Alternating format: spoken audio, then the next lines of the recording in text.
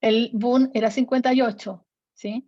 Y la creatinina era de 2,3, ¿sí? Así que 58 dividido por 2,3 me da más de 20. Eso significa que hay mucho más nitrógeno ureico que creatinina, porque la urea, como ya les dije, algunos productos nitrogenados, especialmente la urea, se reabsorbe en la medida que es lento el flujo, y esto es mucho más característico, no exclusivo, pero es uno de los elementos que nos permiten saber cuándo una insuficiencia renal es prerrenal, y saber y poder diferenciarla de las renales o las necrosis tubulares propiamente tales, ¿ya? Esto es un elemento, el BUN crea, más de 20, lo normal es 10, es de 10 es a 1, o sea, 10 de BUN, 1 de crea, eso es lo normal, ¿ya?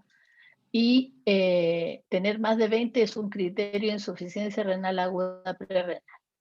Y ahora vamos a ir a las posrenales. Este paciente tiene 66 años, consultó en el servicio de urgencia porque no ha orinado desde anoche. Al examen físico está sano, pero tiene un globo vesical gigantesco. Pobrecito, porque eso duele terrible. El examen de laboratorio tiene una creatinina de 2 miligramos por decilitro. Convengamos en que, voy a volver al principio, la creatinina plasmática normal en el hombre es un poquitito más alta que en las mujeres. Y en general es de entre 0,8 hasta 1,2, 1,4. En algunos laboratorios se acepta hasta 1,4, pero 2 es claramente anormal. Y un BUN de 49 por decilitro. Bien, bien. Si hago un BUN crea de esto, ¿cuánto me da? ¿Más de 20 o no? Sí. Sí. 25. Me da 25. Entonces vamos a hablar de las insuficiencias renales postrenales, ¿ya? Las insuficiencias postrenales se producen cuando hay una obstrucción al flujo de la orina en cualquier lugar de cualquier región distal a los túbulos colectores. O sea, desde los túbulos colectores que están desde la corteza y atraviesan toda la médula, e incluyen las necrosis papilares, ¿ya? Desde la pelvis renal hasta la uretra distal. O sea, incluye la uretra distal. La falla renal puede ser aguda o tener un curso subagudo. Digo subagudo porque puede durar un par de días, inclusive en instalarse. Los adenomas prostáticos son frecuentes causas de insuficiencia renal aguda posrenal. Pero no es que el adenoma va obstruyendo la uretra, como parece obvio, pero no es que se produzca una obstrucción aguda del adenoma. Generalmente la estasia que produce sobre la vejiga, que se transforma en una vejiga de lucha, que aumenta su musculatura para que el detrusor pueda eliminar la orina, las micciones sobre una uretra obstruida, muchas veces produce sangramiento, y este sangramiento produce una oclusión aguda por un coágulo, por ejemplo, y este coágulo se instala en la salida de la uretra y produce una insuficiencia renal aguda, porque es imposible que se drene la vejiga. También esto puede ocurrir por cálculo. Esta área, la insuficiencia renal postrenal, es el área de la urología. No es tanto el área de la nefrología. La nefrología se encarga de las áreas que están más relacionadas con el parénquima renal propiamente tal. Y la urología es más del área de los uréteres, vejiga y uretra propiamente tal, aunque hay áreas que por cierto comparten. Bien. El tumor, esto es lo que pasa en la hipertrofia prostática. Lo normal es que la próstata abrace la vejiga, o sea, perdón, la uretra en la salida de la vejiga. Y cuando la próstata va creciendo por estímulo de los andrógenos en los hombres, se produce una hipertrofia de la musculatura intrínseca de la vejiga, y se produce esto que se llama una vejiga de lucha, que es una vejiga hipertrófica, que con aumento de las paredes, muy musculosa, que va ganándole permanentemente a la fuerza que tiene que hacer para permitir la micción. Por lo tanto, la mayoría de las veces de las causas postrenales son los tumores o hiperplasias de la próstata. Pero no solamente eso, también pueden producirse otras cosas como las litiasis. Este es un cálculo renal. Y claro, uno puede decir, ¿cómo puede ser tan mala suerte tener un cálculo? Pero hay personas que tienen un cálculo en un riñón y siempre yo digo, ¿cómo tan mala suerte producirse que alguien tenga dos cálculos, uno en cada riñón, y que se obstruya el uréter? ¿Cierto que parece casi un chiste? Pero hace una semana atrás, un general de zona de Lautaro me llamó para decirme que había una paciente diabética que estaba haciendo una cetoacidosis diabética con una pionefrosis, una infección urinaria bilateral, estaba súper grave, y tenía un cálculo en cada uréter y estaba haciendo una insuficiencia renal aguda. Afortunadamente la pudimos trasladar y ya está de alta, pero quiero decirles que esto que siempre enseño yo sabía, pero no me había tocado a mí una paciente así, y efectivamente eso puede ocurrir. Si yo tengo un cálculo en un riñón y este obstruye totalmente el uréter, no se va a producir una insuficiencia renal aguda. ¿Por qué? Porque el otro riñón va a estar filtrando normalmente, y aunque un riñón esté totalmente obstruido y ese riñón esté en insuficiencia renal aguda, el otro riñón va a filtrar lo suficiente para que la persona no se dé cuenta, y de hecho va a depurar lo suficiente creatinina como para que los exámenes de laboratorio te salgan normales. Por lo tanto, un cálculo en un uréter te va a producir dolor y probablemente puedes desfuncionalizar ese riñón, pero no va a producir el cuadro clínico sistémico que se llama insuficiencia renal aguda. Ya quiero aclarar eso, porque si el mismo cálculo se impacta en la uretra distal, como a veces ocurre en la medida que va bajando el cálculo, llega a la vejiga, sale y a veces se impacta en la uretra distal, lo cual produce un dolor eh, que no les voy a explicar. Puede producir una insuficiencia renal aguda, y ahí sí, porque están comprometidos los dos uréteres, la vejiga en los dos uréteres, y puede producir una insuficiencia renal aguda. Bien, ¿qué es lo que pasa? ¿Por qué se produce una insuficiencia renal aguda cuando tengo una obstrucción a la salida de los uréteres? Esta es la arteriola aferente y esta es la eferente, y aquí está la cápsula de Bowman. Habíamos hablado y hemos insistido en esto, que para que haya filtración debe haber una diferencia de presión que es alrededor de 10 milímetros de mercurio. Esta diferencia de presión está dada principalmente por la presión de filtración, o sea, la presión hidrostática, porque la presión oncótica se mantiene estable ya que no se filtran las proteínas, que son las principales constituyentes de la presión oncótica.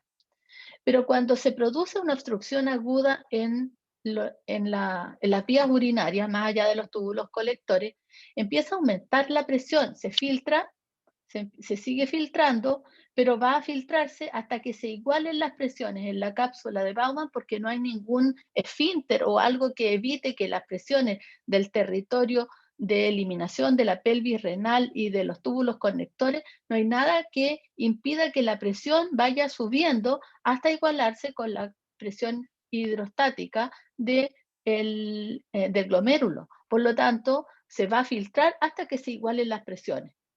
Y si se mantienen igualadas, no se va a filtrar nada por ese riñón.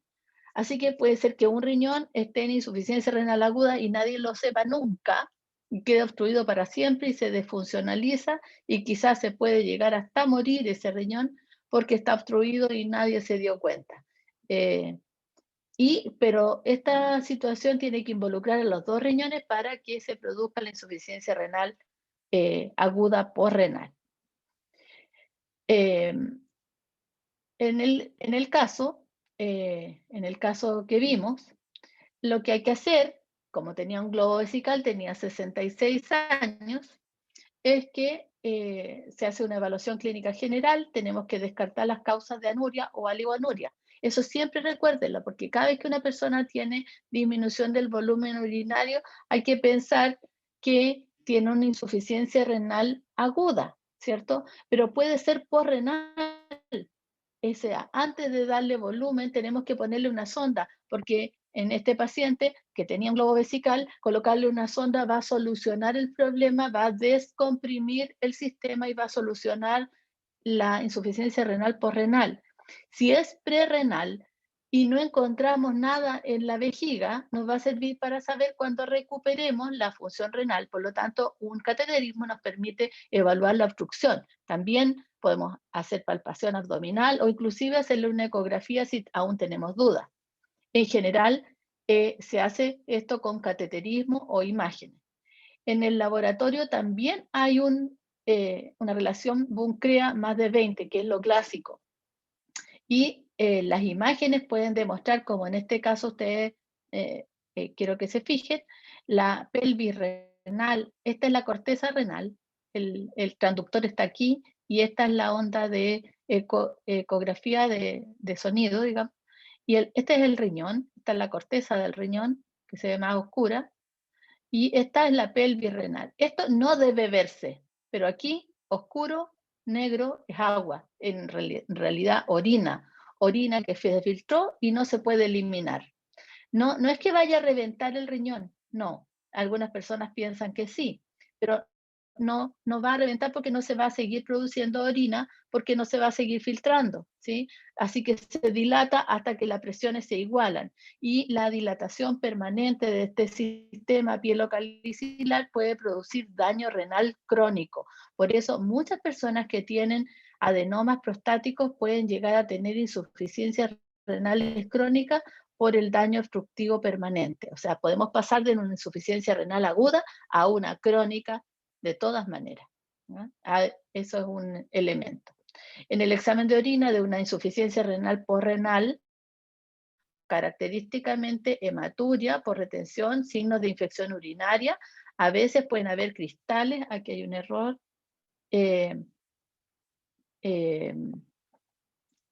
cristales de calcio y también pueden haber cristales de ácido úrico en el caso de personas con cálculo.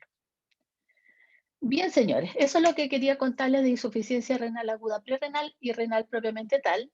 Perdón, prerrenal y posrenal. En la siguiente clase el día jueves vamos a ver insuficiencia renal aguda intrínseca o renal, así que vamos a ver los mecanismos de, de necrosis tubular aguda y cómo se producen.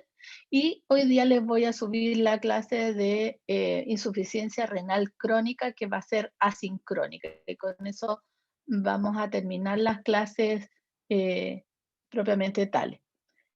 Eventualmente, si ustedes quieren, podemos hacer alguna sesión de conversación de casos clínicos que también podría ser interesante realizar. ¿Bien? Así que un ratito más les voy a subir la clase para que la tengan. Y por supuesto todas las otras. ¿Alguna pregunta adicional?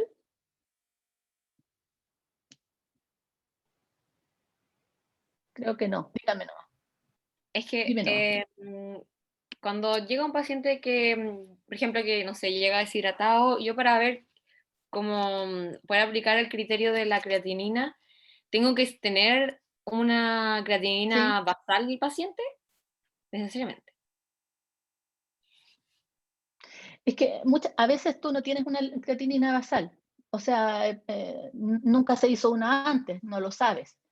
Pero Ujú. tienes que saber cuál es lo normal. Y puede ser que el paciente llegue con una creatinina de 3 y tú no sabes si la semana pasada tenía 1 o la semana pasada tenía las mismas 3. Entonces tienes que emplear los de otros criterios. Tienes que examinar al paciente, ver si tiene un globo vesical, ver cuánto está orinando. Si está orinando poco o no está orinando nada, es más probable que tenga una insuficiencia renal aguda. Por eso la creatinina no es el único elemento. En la insuficiencia renal crónica, los pacientes no tienen disminución del volumen urinario. Por lo tanto, la insuficiencia renal aguda se caracteriza por la disminución del volumen urinario. Entonces, ¿qué pasa? Uno no sabe si está obstruido o en realidad no está eliminando orina porque no está filtrando. uno lo examina, ve, está deshidratado, un paciente puede estar deshidratado, igual tener un globo vesical, así que muchas veces necesitamos hacer un cateterismo para estar seguro que no hay nada de orina en la vejiga y además porque nos sirve para dejarle la sonda colocada y que vaya orinando después de que le estamos infundiendo suero, si es que decidimos que es una insuficiencia renal prerrenal. A veces, Francisca, no sabemos, sino hasta un par de días cuando le empieza a bajar la creatinina, si en realidad tenía una enfermedad renal crónica también. Y, por ejemplo, puede ser que el paciente tenga 3 de creatinina. Y después del tratamiento de la diarrea crónica, de la diarrea que tenía, de la deshidratación, llega a 2. Y ahí se queda.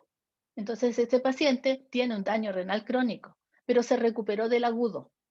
Y esto también sucede frecuentemente. A veces al principio no tenemos todos los criterios, por eso los criterios son independientes. ¿Bien? Bien, gracias. Bien, niños.